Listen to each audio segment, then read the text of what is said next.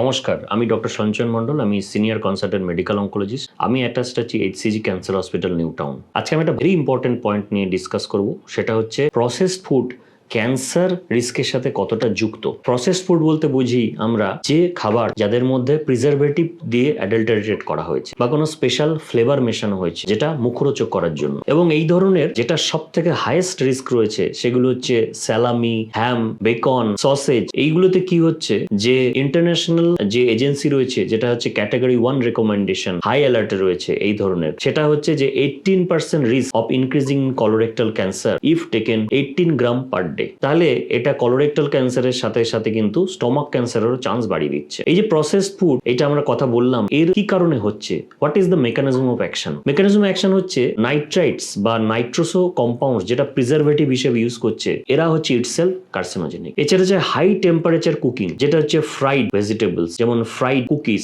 বা fried potatoes যেটা French ফ্রাইজ, এরা হচ্ছে হাই টেম্পারেচার কুকিং হিসেবে ইউজ হচ্ছে। তাহলে হাই টেম্পারেচার কুকিং এর ক্ষেত্রে যে প্রোডাক্ট তৈরি হচ্ছে বা যেমন গ্রিলড করে তৈরি হচ্ছে বা স্মোকড প্রোডাক্ট যেখানে চারকোল তৈরি হয়ে যাচ্ছে পুড়ে গিয়ে খাবারটা, এটাতে একটা আলাদা টেস্ট দিচ্ছে, কিন্তু এটা রেগুলার বেসিসে যদি খাওয়া যায় that causes carcinogenic. High salt content food যেটা প্রিজারভেটিভ হিসেবে ইউজ হচ্ছে, সেটা কিন্তু আমাদের স্টমাকের যে লাইনিং আছে সেটা ড্যামেজ করে দিচ্ছে এবং স্টমাক ক্যান্সারের চান্স বাড়িয়ে দিচ্ছে। এছাড়া আর দু ধরনের ক্যাটাগরিজ রয়েছে, আলট্রা প্রসেস ফুড আর minimally process food. Ultra process food কিন্তু মাংস যে আমাদের যে রেড মিট তার থেকে কম ক্ষতিকর, কিন্তু এটাও ক্ষতিকর, কারণ এটা হচ্ছে আলট্রা প্রসেস ফুড ওবেসিটি বাড়িয়ে দিচ্ছে। ওবেসিটি আমরা জানি একটা chronic inflammatory state in the body. Long term যদি আমাদের ওবেসিটি বডিতে থাকে, ক্রনিক ইনফ্লামেশন যদি পারসিস্ট করে, সে ওবেসিটি থেকে আমাদের বিভিন্ন ধরনের ক্যান্সার যেমন bladder cancer, kidney cancer, head and neck cancer, oesophageal cancer, এই ধরনের ক্যান্সার হতে পারে। আর একটা হচ্ছে মিনিমালি প্রসেস ফুড যেটা পার্টিকুলারলি সেফ, যেমন হচ্ছে পাস্তুরাইজ মিল, এই জিনিসগুলো সেফ। কিন্তু আমাদের হাই অ্যালার্টে যে ধরনের খাবার রয়েছে যেগুলো কথা বললাম, এই ধরনের খাবার